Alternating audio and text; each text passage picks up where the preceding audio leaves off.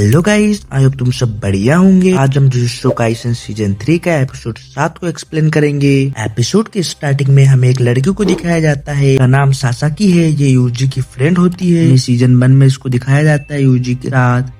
UG ने इसका भूतिया क्लब भी ज्वाइन किया होता है। इसके सामने केंजो आता है। केंजो उसको बताता है कि उसने इस इलाके में एक बैरियर बनाया है जहाँ पे कलिंग गेम खेला जाएगा, यानी कि मौत का खेल खेला जाएगा। केंजो ये बोलता है कि उसको ये बनाने में बहुत ही मेहनत लगी है। ये बैरियर 5 से 6 किलोमीटर के अंदर फैला हुआ है। आम लोग जो पहले से ही बैरियर के अंदर मौजूद थे उनको बाहर जाने का एक मौका मिल सकता है। केंजो खुद उन्हें बाहर छोड़ के आएगा। केंजो बोलता है कि जब तुम इस कॉलोनी से बाहर जाओगे तो तुम्हें ऐसा लगेगा कि तुम कोई सपना देख रहे थे। सासाकी पूछती है कि क्या वो सपना देख रहा है। केंजो उसे बताता है कि नहीं, वो सपने और रियलिस्टिक के बीच में। फिर केंजो सासाकी को बाहर ले जाता है और वो रास्ते में कहता है कि मेरे बेटे का दोस्त बनने के लिए शुक्रिया, यानी यूजी इटाडोरी का दोस्त बनने के लिए वो शुक्रिया भी बोलता है। जो बात उसे समझ में नहीं आती है, उसके बाद उसकी नींद खुलती है, यानी वो कॉलोनी के बाहर पहुंच चुका होता है जहाँ पे वो उसके पुराने दोस्तों से मिलता है। यहाँ पे जितने भी लोग मौजूद थे सब के सब बैरियर से बाहर निकल चुके थे। उन्हें एक बड़ा सा काला बैरियर दिखाई दे रहा था। फिर सासाकी को यूजी की याद आती है। वहीं दूसरे साइड में दिखाया जाता है कि मेगुमी और इटाडोरी हकारी को बोलते हैं कि गोजो सातोरू सील हो चुका है। ये सुनकर हकारी एकदम शॉक हो जाता है। वहीं पे दूसरे साइड बोलता है कि प्रिंसिपल यागा अब इस दुनिया में नहीं रहे। ये सुनकर मेगुमी, इटाडोरी, हकारी सब शॉक हो जाते हैं। फिर हकारी कहता है कि मुझे जिन जिन लोगों ने सपोर्ट किया है वो सबका इतना बुरा हाल हो चुका है। पांडा कहता है कि शिबुया इंसिडेंट के बाद हायर अप्स के लोग प्रिंसिपल यागा के पीछे पड़ गए थे। जो हायर अप्स होते हैं प्रिंसिपल यागा की टेक्निक से डर लगने लगता है, इसलिए उन्होंने प्रिंसिपल यागा को मरवा दिया है। ये सुनकर यूजी को बुरा लगता है और वो पांडा के बारे में सोचता है कि पांडा को भी कितना बुरा लग रहा होगा, क्योंकि पांडा के लिए तो प्रिंसिपल यागा पिता के समान थे। पांडा बोलता है कि मैं ठीक हूँ अभी। हकारी को भी ये सुन के बुरा लगता है। हकारी कलिंग गेम में हिस्सा लेने के लिए मान जाता है, पर वो कहता है कि मैं कलिंग गेम में हिस्सा तुम्हें एहसान के लिए नहीं कर रहा हूँ, बदले में मुझे भी कुछ चाहिए।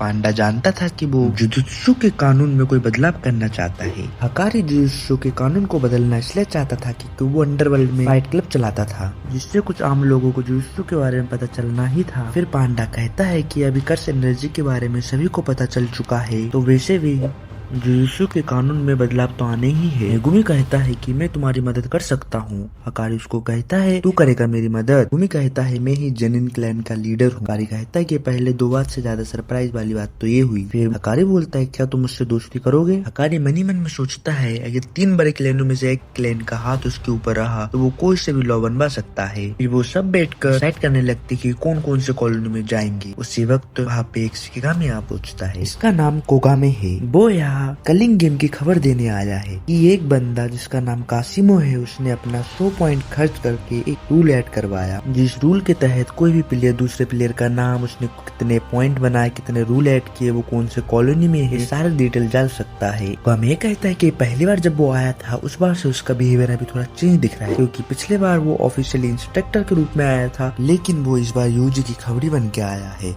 जो कि गेम से रिलेटेड सारी इन्फॉर्मेशन लाके यूजी को देगा। ये सुनकर मेगुमी चौंक जाता है। वो सोचता है कि अभी तक तो यूजी गेम का पार्ट भी नहीं बना, फिर इसके पास एक कोगामी क्यों आया। इसका मतलब है कि यूजी गेम का हिस्सा बन चुका है। मैं समझ जाता है कि इसके पीछे शकुना का हाथ होगा। जिस तरह से पुराने सभी सॉर्सरर ने केंजो के साथ डील किया था, वैसे ही शकुना ने भी कोई डील किया होगा। जब वो पुराने सभी सॉर्सरर को जब जिंदा करेगा तो सभी को कलिंग गेम में पार्ट लेना पड़ेगा। सबके सब उन प्लेयर की लिस्ट चेक करने लगते हैं जिनका पॉइंट 100 से ऊपर होते हैं।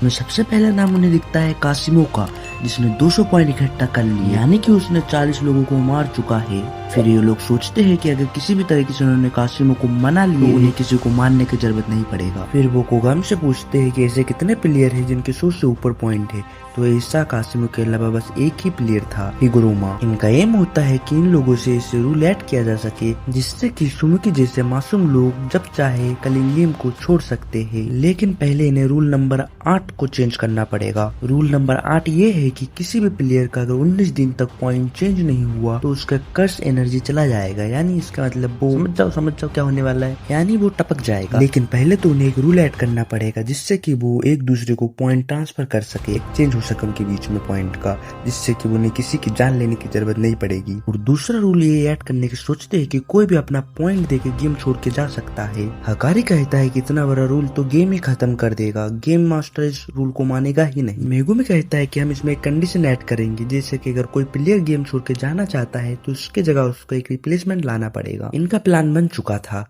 अब इन्हें एंजल को ढूंढना था जो कि गोजो को आजाद कर सके, और साथ ही में हिगुरोमा और कासिमो को ढूंढना है जिससे कि वो गेम में न्यू रूल ऐड करवा सके। इन्हें प्लेयर की लिस्ट में एंजल का नाम मिल ही नहीं रहा था। पांडा कहता है कि जिस प्रकार से इस गेम में शकुना का नाम नहीं है, ऐसे ही एंजल भी कोई दूसरे नाम से इस गेम में एंट्री ले सकती है, उसका असली नाम और कुछ होगा। फिर उन्हें टेंजन की बात याद आती है कि टेंजन ने उन्हें बताया था कि एंजल टोक्यो नंबर 2 कॉलोनी में है। फिर हकारी पूछती है कि वो दिखने में कैसी है। मेगुमी उससे कहता है कि जब तुम उसे देखोगे तो तुम खुद ही पहचान जाओगे। फिर हकारी कहता है टोक्यो कॉलोनी नंबर 2 में जाएंगे, और मेगुमी और इतादोरी टोक्यो कॉलोनी 1 में जाएगा, और किरारा बैरियर के बाहर ही रहेगी। किरारा कहती है कि तुम मुझे इतना कमजोर समझते हो। हकारी किरारा से कहती है कि जब से यूटा अंदर गया है उसने कॉल नहीं किया है, इसका मतलब बैरियर के अंदर नेटवर्क नहीं मिलता है, तो किसी न किसी को बाहरी दुनिया का इंफॉर्मेशन तो होना ही चाहिए। हकारी कहता है कि कासिमो सबसे स्ट्रॉन्गेस्ट प्लेयर लग रहा है, तो मुझे ही उससे लड़ना पड़ेगा। वहीं पर पांडा अपनी शून्य की शक्ति से एंजल का पता लगाएगा। इतादोरी चाहता था कि मेगुमी और वो एक टीम में ना हो, एक कॉलोनी में ना जाए,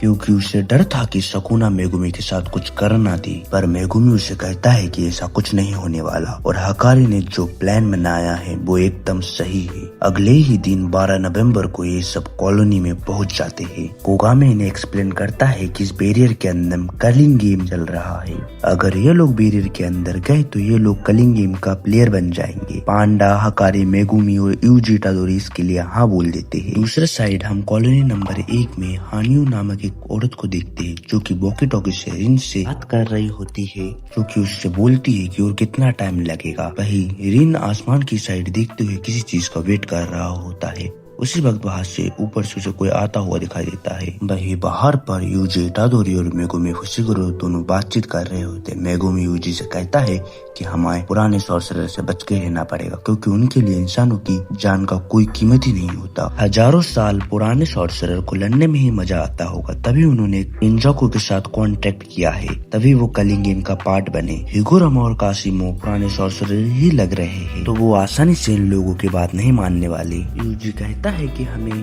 कर्ज स्पिरिट से भी बच के रहना पड़ेगा, खासकर रात में।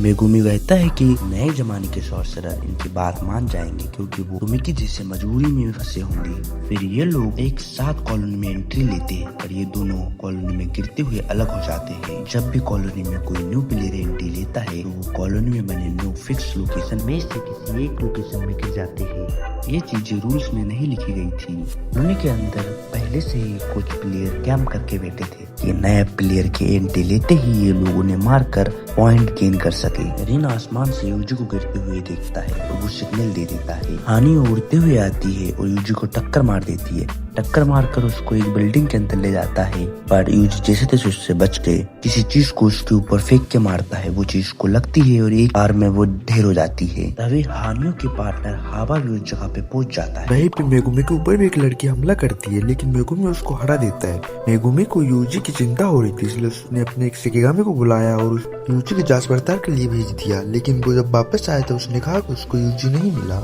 लेकिन यूजी, इतादोरी और मेगुमी दोनों का लक्ष्य एक ही था, हिगुरोमा को ढूंढना। वही दूसरे साइड यूजी हावा का पैर पकड़ के नीचे पटक देता है, जिससे हावा समझ जाता है कि यूजी बहुत ही स्ट्रॉन्ग है। यूजी सोच रहा था कि वो इनसे हिगुरोमा के बारे में कुछ पूछ सकता है। रिन दूर से ये सब देख रहा था और वो यूजी को देख के पहचान जाता है कि ये यूजी है। हावा सिर्फ अपने पंखियों से अटैक कर रहा था। यूजी उससे बचने के लिए और पलटवार करने के लिए वो एक बिल्डिंग के अंदर चला जाता है। हावा बिल्डिंग के अंदर आ जाता है। यूजी इतादोरी अपने पंच उसके सर पे दे मारता है, जिससे उसके सर से खून निकलने लगते हैं, उसको चक्कर आने लगते, पर वो हार नहीं मानता। तो यूजी उसके टांगों के बीच में लात मार देता है, जिससे कि हावा बेहोश हो जाता है। यूजी अब सोचता है कि अब मैं इससे हिगुरोमा के बारे में कैसे पूछूंगा।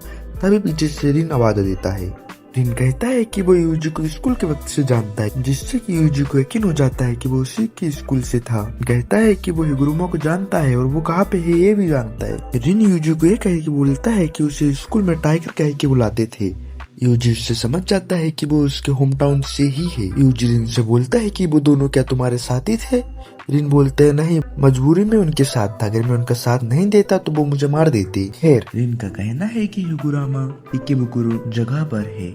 दूसरी तरफ वो लड़की मेगुमी को कहती है कि उसे हिगुरामा की जगह पे ये पता है, लेकिन वो उसे तभी बताएगी जब वो उसकी रक्षा करेगा। मेगुमी उसकी बात से मान जाता है और बोलता है अगर तुम झूठ बोल रही हो तो इसकी सजा तुम्हें जरूर मिलेगी। मेगुमी कहता है कि वो यूजी की तरह नहीं है, अगर उसे पॉइंट कमाने के लिए किसी को मारना पड़ेगा तो वो पीछे नहीं हटेगा। मेगुमी समझ जाता है कि लड़की पुराने सॉर्सरर नहीं है, नई सॉर्सरर है। वो लड़की कहती है कि आम लोगों को इस बैरियर से बाहर जाने का मौका तो मिला, लेकिन हम जैसे सॉर्सरर जो पहले से ही बैरियर के अंदर रहते हैं उनको बाहर जाने का मौका नहीं दिया गया, और हमारे लिए कलिंग गेम 12 दिन पहले ही स्टार्ट हो गया। अगर हम नहीं लड़ेंगे तो हम एलिमिनेट कर दिए जाएंगे, यानी मारे जाएंगे। मेगुमी सोचता है कि पुराने सॉर्सरर हरामी तो है, लेकिन साथ ही में नए सॉर्सरर भी खतरे से कम नहीं है अब उनके लिए। लेकिन ये बात यूजी तादोरी को पता नहीं है। ये लड़की बोलती है कि हिगुरामा शिंजुकु एरिया में है। तो गाइस, मेगुमी और यूजी को दोनों ने ही अलग अलग लोकेशन बताया। अब कौन सच बोल रहा है कौन झूठ बोल रहा है ये तो हमें अगले एपिसोड में ही पता चलेगा।